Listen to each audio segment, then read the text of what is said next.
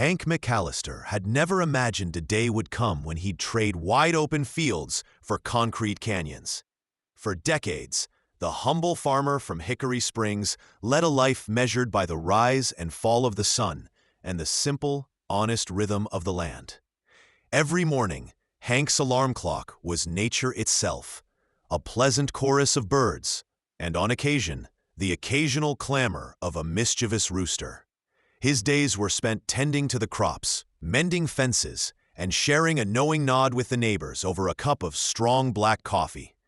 Life was rustic, predictable, and dare he say it, comfortably simple. One crisp September morning, everything changed.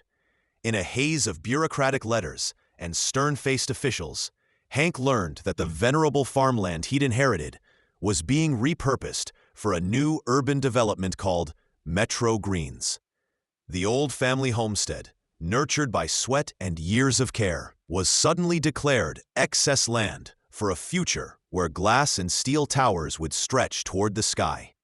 Though the decision was as unyielding as the Midwestern winter wind, Hank's heart wrenched at the thought of leaving the only world he'd ever known. "Don't y'all understand? A man's soul is tied to his land," he muttered in his rustic drawl to the county clerk, whose only response was a tight, apologetic smile and a stack of relocation pamphlets. With little choice left, Hank packed up his battered pickup truck, his prized overalls, and a collection of knickknacks that told the story of a life well lived. As he loaded up his truck, Hank couldn't help but chuckle at the absurdity of it all. The truck bed boasted mismatched items: a battered fedora, a set of old keys, a handwritten recipe for cornbread, and it all seemed to jostle together in a surreal farewell to a simpler time. On the outskirts of Hickory Springs, as the familiar dirt road gave way to the tarmac of the interstate, Hank's heart pounded in time with the rumbling engine. He couldn't help but glance back at the patchwork of fields he'd always known, whispering a quiet goodbye. The city loomed ahead, like a distant mirage, a land where the rules were different, the pace relentless, and even the pigeons walked with a swagger that perplexed this country boy. Inside his truck, Hank rehearsed a mental mantra: "I may be a stranger in a strange land, but I'm as stubborn as a mule and twice as determined." Little did he know that his journey was about to become a rollicking adventure full of missteps, misunderstandings, and delightful oddities that only big city life could serve up. As the miles rolled by beneath his wheels, Hank marveled at the transition from endless cornfields to sprawling highways dotted with billboards advertising the future of urban living. Every sign, neon light, and honking horn felt like a message from an entirely different world. In these moments, he found himself both awed and completely baffled by the pace of modernity. The radio, now his only companion in the convoy of passing vehicles, crackled with pop hits and news bulletins, so different from the twang of country ballads and the philosophic musings of an old-fashioned folk tune. By dusk, Hank arrived at the outskirts of Metroport City, a metropolis that, with its twinkling skyline, promised opportunities and perplexities in equal measure. Parking his truck near a modest apartment complex, he took a deep, steadying breath. The city may have seemed intimidating, but Hank was determined to face it head-on. After all, a man raised on raw determination and simple pleasures was not about to be outwitted by the glare of neon signs. That very night, as darkness fell and unfamiliar streetlights flickered to life, Hank lay awake in a modest room, heart thrumming with both anxiety and reluctant excitement. Tomorrow, he resolved, he would conquer this strange new world and maybe, just maybe, find a way to reclaim some semblance of the life he so dearly missed in the open country. The next morning, Hank awoke to the relentless hum of traffic and the constant murmur of voices. A soundscape that felt nothing like the gentle rustle of prairie winds. His first real city life encounter came at an intersection right outside the apartment complex. A crosswalk signal blinked at him insistently, and while Hank had once prided himself on his innate sense of timing with nature, This mechanical contraption seemed determined to outsmart him. As he approached the curb, a sharply dressed gentleman in a tailored suit stepped forward, checking his wristwatch as if to say, "Time waits for no one." Hank, adjusting his worn denim cap, ventured a friendly greeting. "Mornin', didn't know these here lights could be so ornery." The suited man's lips twitched into what might have been a smile, but his eyes said, "You're in a different world now, friend." The encounter left Hank amused, yet bemused, though he appreciated the subtle kindness extended from a stranger in an otherwise perplexing environment. Determined to explore his new surroundings, Hank set off to acquire a hot breakfast, a modern ritual he'd only ever experienced as a steaming mug of joe from the local diner back home. In Metroport City, breakfast meant navigating gleaming storefronts with intimidating menus featuring artisanal fare and gourmet lattes. Stumbling into a trendy cafe called Bean There Brewed That, Hank found himself surrounded by a crowd of urbane patrons clad in sleek jackets and minimalist sneakers. He approached the counter with a friendly, unpolished grin. "I'll have a coffee," he declared. The barista, an effervescent young woman sporting a shock of dyed hair and a nose ring, arched an eyebrow. "How would you like that? We offer single origin, cold brew, latte, matcha-infused options." Before she could finish, she blurted, "Just coffee, real coffee, like the one that wakes a man up in the morning." After a brief pause, the barista relented with a playful smirk and handed him a steaming cup. Hank sipped cautiously and nearly jumped when the bitter intensity hit him. "That's stronger than a bullfrog on a hot skillet," he exclaimed, drawing curious stares from the trendy crowd. Instead of ridicule, a few patrons chuckled gently, and the barista herself offered a conspiratorial wink. In that moment, Hank realized that humor was a universal language, even if his accent was a bit thick and his manners delightfully outdated. Leaving the cafe, Hank marveled at how even a simple cup of coffee was an adventure. The streets buzzed with life. Digital billboards flashed advertisements for smart homes and tech innovations, while street performers juggled digital tablets and wore futuristic outfits. Everywhere he looked, modernity clashed with his old-fashioned simplicity. His next challenge presented itself when he tried to access the city's famed subway system. The entryway was a glistening tunnel of glass and art installations, an underground cathedral to mass transit. Hank fumbled with his Metro card, a thin plastic rectangle that he was told was his ticket to ride. After several perplexed attempts to insert the card into a sleek, unresponsive machine, he eventually tapped it too hard, causing a series of beeps that drew the attention of a nearby transit employee. "Sir, are you having trouble?" the employee asked, in a tone equal parts patient and amused. Hank scratched his head, replying, "I reckon I'm not used to these fancy contraptions. Where I come from, you pay cash and you're on your way. No beeping necessary."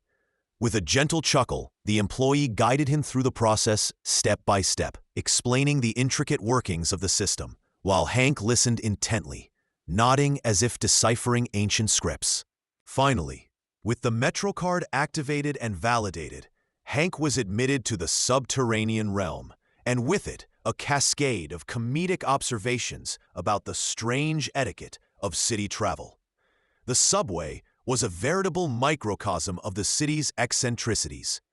Hank stood amid a sea of suit-and-tie commuters, earbuds firmly in place, heads bent low over smartphones.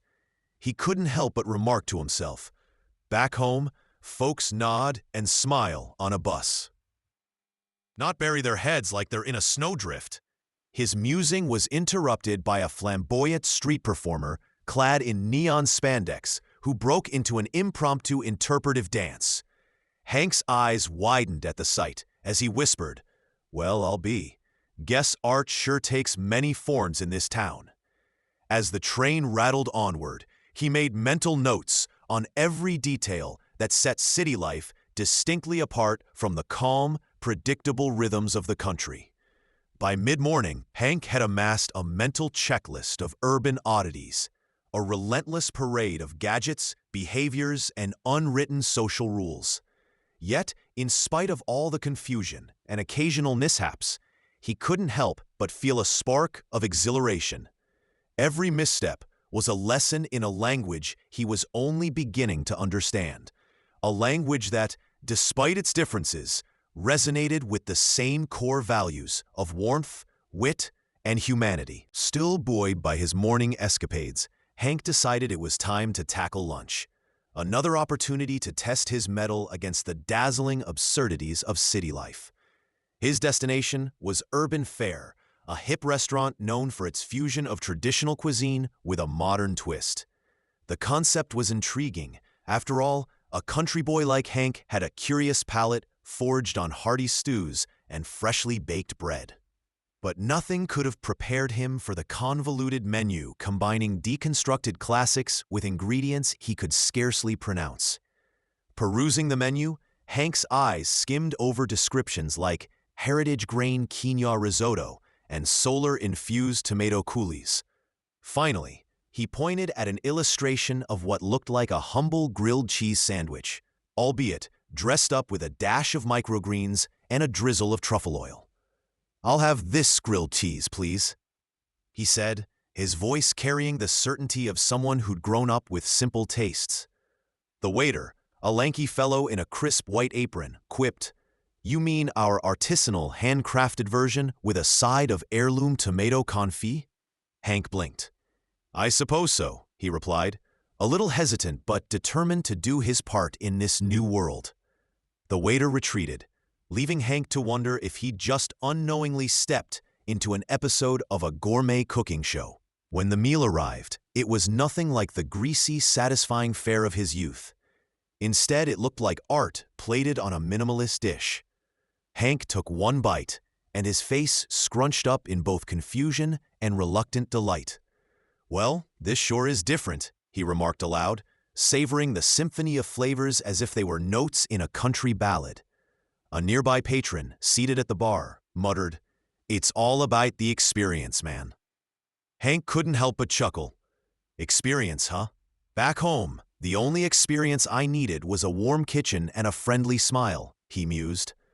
Post-lunch adventures beckoned. In the early afternoon, Hank found himself in a bustling grocery store, an enormous emporium showcasing every product imaginable, each more exotic than the last. Determined to get a taste of local produce, he wandered the aisles with wide-eyed wonder. Along the way, he encountered a curious contraption, the self-checkout kiosk. Now, never having encountered a machine that insisted you scan your items and place them in the bagging area, Hank proceeded with caution. He unloaded his few simple items, a loaf of artisanal sourdough, a carton of almond milk, and a bag of organic apples, onto the conveyor belt. When the machine demanded that he please scan your item, Hank fumbled with the barcode, murmuring, "Where's the manual when I need it?" Soon, the screen flashed a polite but firm request for assistance. A store employee arrived, her high-heeled shoes clicking against the tiled floor, and gently prodded him through the process. Hank, red-faced yet determined, apologized repeatedly in his thick drawl. "I'm mighty sorry. Back on the farm, we don't have such doodads." The encounter, while mildly embarrassing, left him with a wry smile. He even noted in his mind that perhaps this was the city's way of teaching him patience, and, inadvertently, technology. As the day wore on and Hank continued to absorb the pulse of the city, he found himself navigating yet another puzzling ritual, the art of hailing a taxi. In the country, a friendly wave or a nod would suffice. Here, however, taxis arrived with the precision of clockwork and required payment before even stepping inside. Hank raised his hand at the sight of a bright yellow cab and stepped forward with all the confidence he could muster. When the driver, a wiry fellow with a neatly trimmed mustache, opened the door, Hank greeted him warmly. "Evening, friend. I need to get to downtown pronto." The driver's quick, clipped response, "Sure thing, buddy. Buckle up," left Hank momentarily taken aback by the casual chirpiness, as if the world was a never-ending summer picnic. Inside the cab, Hank marveled at how the city moved with relentless energy. Neon lights blurred past, skyscrapers winked mysteriously as they passed, and even the stray rays of sunlight played hide-and-seek between the towering buildings. He listened with fascination as the driver rattled off turns and street names that sounded like a foreign language to Hank's ears. 15th and Lozenge? Hank inquired. No, man. That's 15th and Lox, as in the smoked salmon specialty. Welcome to urban geography, replied the driver with a grin. Hank chuckled, realizing that even directions came wrapped in humor if you knew where to listen. It was on this escapade through the city that fate began to stir. A fate that would soon introduce Hank to someone who might just remind him of the genuine kindness he'd known back home. As the taxi pulled up at a busy intersection near an art gallery, Hank stepped out and nearly collided with a brisk, purposeful woman hurrying along the sidewalk. Papers flurried from her hands like autumn leaves as she apologized, "I'm so sorry," before bending down to retrieve them. Hank, ever the gentleman, bent with surprising agility and helped gather the scattered sheets. "Now, isn't that just a fine mess?" he remarked with wry humor, offering her a warm smile. The woman paused, eyes softening as she looked at him. There was something reassuring in his easy, honest manner. "I'm Lila," she said, extending a hand as she stood up. "I'm new here, figuratively, though I've lived in the city all my life. I guess I got caught up in my own whirlwind." Hank tipped his hat politely, replying, "Name's Hank, and I reckon I'm as new in the city as a boot-scootin' cowboy in a high-rise." Lila laughed, truly laughed, and for a moment, in that hectic urban intersection, the clamor of the city seemed to soften, just enough for a spark of something genuine and unexpected to light the way. As they exchanged a few more pleasantries, Hank couldn't help but think that perhaps this strange new world had hidden pockets of warmth waiting to be discovered. The meeting with Lila proved to be a turning point in Hank's city saga. Over the next few days, the gentle urban dweller found herself repeatedly crossing paths with Hank. Each encounter, whether at the local farmer's market, an ironic homage to his roots, or a cramped bookshop nestled between trendy cafes, was laced with humor and genuine curiosity. One balmy afternoon, as Hank struggled with a particularly uncooperative self-checkout machine at a bustling supermarket, the display started flashing error messages in rapid succession. The machine's robotic voice chirped, "Unexpected item in the bagging area." Hank, already flustered, started speaking to it as if it were a cantankerous old neighbor. "Now listen here. I placed every item rightly. I don't know what's unexpected round here." Just then, Lila appeared behind him, her eyes twinkling with amusement. "Maybe it's not the items, but the way you're treating them, like you're scoping up a runaway calf," she teased gently, careful not to hurt his pride. Hank, caught off guard, stammered a laugh. "Guess I'm still learning them city ways." After the incident, Lila invited Hank for a cup of tea at a nearby artisanal bistro, an invitation that sparked both excitement and trepidation in Hank's heart. The tea shop was a cozy haven, its walls decorated with abstract paintings and recycled furniture that somehow looked chic. Sitting across from each other at a reclaimed wood table, Lila probed gently about his life before the city. "Out there in Hickory Springs, we measure time by the rooster's crow and the harvest's rhythm," Hank explained, his deep voice filled with nostalgic pride. "There wasn't much fuss about fancy names for a simple brew of coffee or tea. Just honest flavors and an honest day's work." Lila sipped her herbal tea, visibly moved by his candor. "That sounds beautiful, Hank. I sometimes think the city forgets what it means to be truly authentic.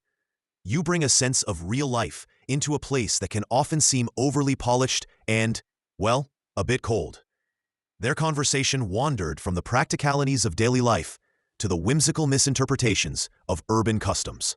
Hank recalled the time when a stylish stranger had complimented his vintage denim, unaware that these were the only jeans he'd ever known. "Back home, wearing the same pair since high school is a badge of honor, not a midlife crisis," he joked. Lila, with a knowing smile, shared stories of her own struggles with the relentless demands of city life, like trying to decipher text messages peppered with acronyms and emojis, or the agony of waiting in digital queues for event tickets. Their laughter grew louder with each anecdote, a delightful counterpoint to the brusque efficiency of the city around them. In the weeks that followed, Lila became Hank's unofficial guide through the urban maze. She showed him shortcuts through alleyways that doubled as pop-up art galleries, and small diners where the owners served hearty meals reminiscent of home-cooked comfort food. On one memorable occasion, she took him to an open-air market where ingenious young vendors sold everything from handcrafted jewelry to locally sourced spices.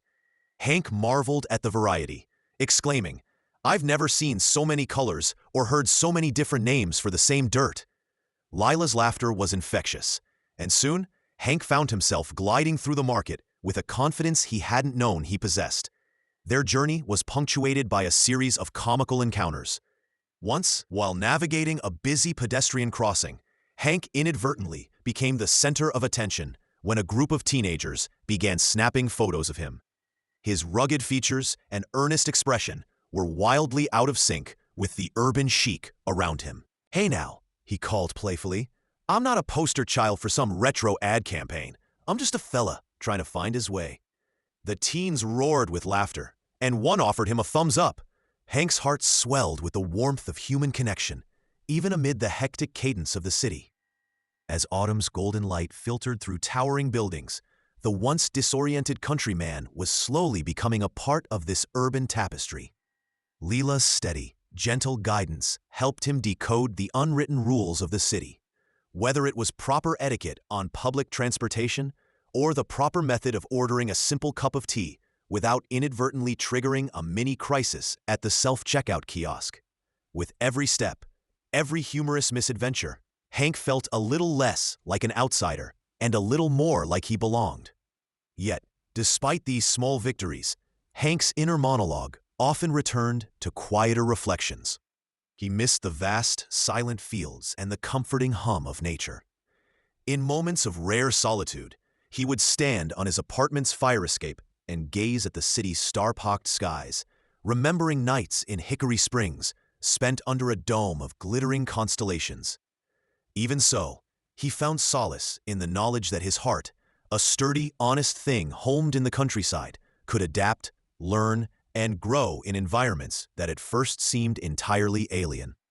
It wasn't long before the playful banter between Hank and Lila evolved into something deeper than mere guidance. Their shared adventures, the quirky mishaps at cafes, their laughable attempts to master public transit, and even the absurdity of modern high-tech gadgets provided fertile ground for an unexpected yet quietly brewing romance. One cool, breezy evening, Lila invited Hank to an outdoor film screening in a small city park. The event promised classic movies, mellow tunes from a vintage record player, and an atmosphere that felt like a gentle counterpoint to the city's relentless pace. Hank, in his best attempt at smart casual, a formal dress shirt paired with his reliable, if slightly threadbare, denim overalls, arrived with a mix of anticipation and self-consciousness. As he took his seat on a faded blanket amid a circle of eclectic onlookers, he couldn't help but comment to the person next to him, "Back home, we'd be staring at the stars. This is like staring at a bunch of bright spotlights instead." The film, a classic tale of mistaken identities and improbable romance, unfolded against the backdrop of murmuring trees and distant city lights. Throughout the screening, Hank found himself stealing glances at Lila. Noticing the way her eyes lit up at a clever line or how she'd suppress a giggle during a particularly absurd scene, he felt a tug in his heart, as though the gentle cadence of a country fiddle were playing just for the two of them. At intermission, amid a scattering of artisanal snacks and soft laughter, Lila pulled Hank aside. "I've noticed you've got this spark," she said softly. "There's something so genuine about you that just shines, even when you're lost in translation." Hank, rubbing the back of his neck with a bashful grin, replied, "Well, ma'am, I reckon there ain't no fancy technology that can manufacture genuine heart. It's all in the living and in the laughing at life's surprises." The words, simple and unadorned, seemed to seal a silent pact between them. In that moment, the busy park, the clamor of the city, and even the distant hum of traffic faded into insignificance. Their budding romance continued to blossom in the most charmingly unconventional ways. On a subsequent weekend, Leela surprised Hank with an invitation to a fusion picnic organized by a local community group. The idea was to blend traditional outdoor dining with urban flair. Think artisanal sandwiches paired with locally crafted lemonades and a curated playlist of retro hits. Hank arrived, his presence as unmistakably rural as a gentle breeze in a city park. Amid the neatly arranged blankets and mismatched picnic baskets, he regaled a small audience with tales of life on the farm. How sunrise signaled the day's work, how every scuffed boot had a story, and with a twinkle in his eye, how he'd once attempted to race the wind. City dwellers listened, some laughing heartily, others shaking their heads in affectionate disbelief. Leela, seated next to him under an ancient oak, couldn't help but feel that Hank's anecdotes brought warmth to the event that no fancy trinket ever could. "Your stories remind us of what it's like to keep it real," she whispered, half to herself and half to Hank. "It's like you're a living reminder of the simple joys we often forget in our everyday rush." Hank smiled, his eyes crinkling at the corners. "Sometimes a man's gotta slow down and smell the hay, or in your case, admire the city blossoms," he replied, his words bridging the divide between two very different worlds with humor and heart.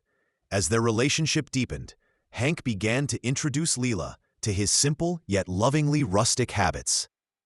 On lazy Sunday mornings, he'd wake before dawn, despite the urban alarm clocks that no longer dictated his routine, and make a strong cup of coffee using an old-fashioned coffee maker he'd rescued from his past life. In return, Leela taught him small but significant things: the ins and outs of smartphone apps that could navigate the city's public transportation system, the intrigue of online art communities, and even the art of modern self-expression. Their days were filled with mutual discovery. Hank, amazed by the myriad modern expressions of art and culture, and Leela, enchanted by the timeless values of honesty, determination, and heart that radiated from him. One particularly memorable moment occurred on a rainy afternoon. Intent on exploring a new art installation located in a repurposed warehouse, Hank and Leela found themselves caught in a downpour so fierce that even the city's slickest umbrellas seemed to quit on the spot. Determined not to let the weather dampen their spirits, Hank, ever the opportunist, declared, "If you can't beat 'em, join 'em." With a conspiratorial wink, he pulled out a battered harmonica from his pocket, a relic from sunnier days on the farm, and began to play a raw, soulful tune that echoed through the rain-soaked corridors of the warehouse. City folk paused in their tracks, drawn to the unexpected ballad that wove together the soulful simplicity of the country with the edgy vibrance of the urban scene. Leela, standing beside him in her soaked jacket, felt her heart swell with admiration. "You know," she said once the rain subsided and applause had trickled in from passers-by, "you've got a way of turning even a soggy afternoon into a moment worth remembering." Hank tipped his hat modestly. "All it takes is a little music and a whole lot of heart," he replied. Yet, as love blossomed, Hank sometimes found himself wrestling with the peculiar pressures of city life. The unyielding pace, the constant connectivity, and the overwhelming presence of technology on every corner could be exhausting. Late at night, when the flickering lights of skyscrapers were mirrored by the glow of digital screens, Hank would sometimes yearn for the quiet solitude of dusk on the farm. A time when worries evaporated with the cool breeze and every star in the sky shone with personal familiarity. In these quiet moments, Leela became his anchor, offering gentle reassurances and heartfelt understanding. "It's okay to miss your past," she would say, wrapping an arm around him as they strolled along a lamplit boulevard. "But remember, you're forging a new future, a future where your authenticity makes this city a little brighter." In her words were the promise of hope, a promise that no matter where life led him, Hank's roots would remain forever intertwined with his resilient heart. In time, Hank came to realize that the essence of who he was not confined to the fields of Hickory Springs. It was alive in every laugh, every misadventure, and every kind word exchanged on these lively city streets. Determined to bridge his two worlds, Hank hatched an idea that would embrace his heritage while thriving amid urban innovation. With Lila's enthusiastic encouragement, he began a modest project: an urban rooftop garden, right atop the apartment complex where he now resided. It started small enough: a few pots of tomato seedlings, a couple of basil plants, and even a modest patch of radishes. But soon, Hank's passion and his uncanny knack for nurturing life breathed vibrancy into the forgotten corner of the building. Neighbors, initially skeptical of the sight of a country farmer tending to a rooftop oasis amid a sea of concrete, became enchanted by his genuine care and his quirky sense of humor. "I always thought city folks wouldn't know real dirt, but here I am proving that a little soil can bring a lot of soul," Hank would declare, spattering a bit of earth on his weathered hands as onlookers chuckled. Word spread quickly. Before long, what began as Hank's solitary effort blossomed into a community project. Residents of all ages contributed. Some brought seeds collected from their own gardens. Others offered quirky decorations like repurposed mason jars and tiny, dangling wind chimes that sang in the breeze.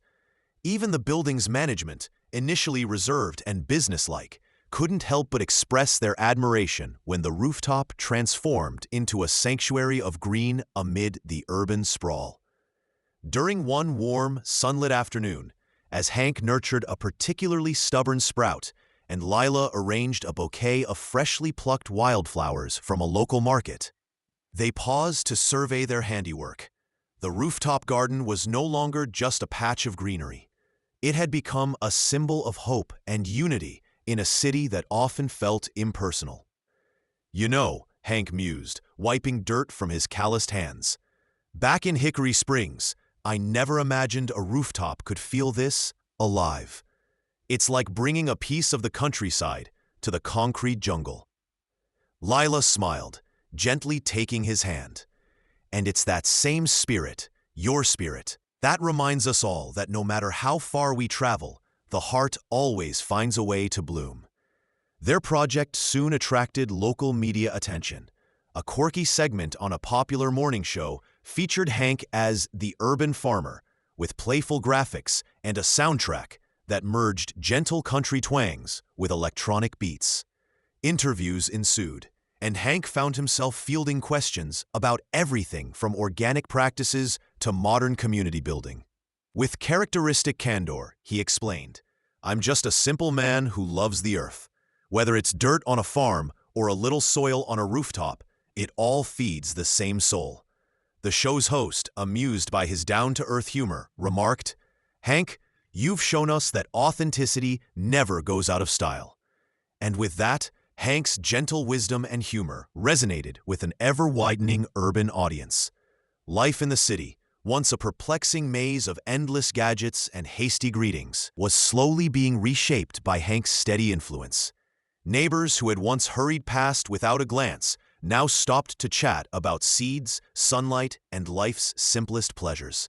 Even a local artist, a graffiti muralist known for transforming drab alley walls into vibrant canvases, took a moment to sketch a portrait of Hank amidst his thriving garden, captioning it, "The heart of the city grows where it's planted." Just as the urban rooftop became a literal haven, Hank finds that his heart, a repository for both his country roots and his newfound city soul, expanded to embrace not only the charm of rural life, but also the endless possibilities of the modern world.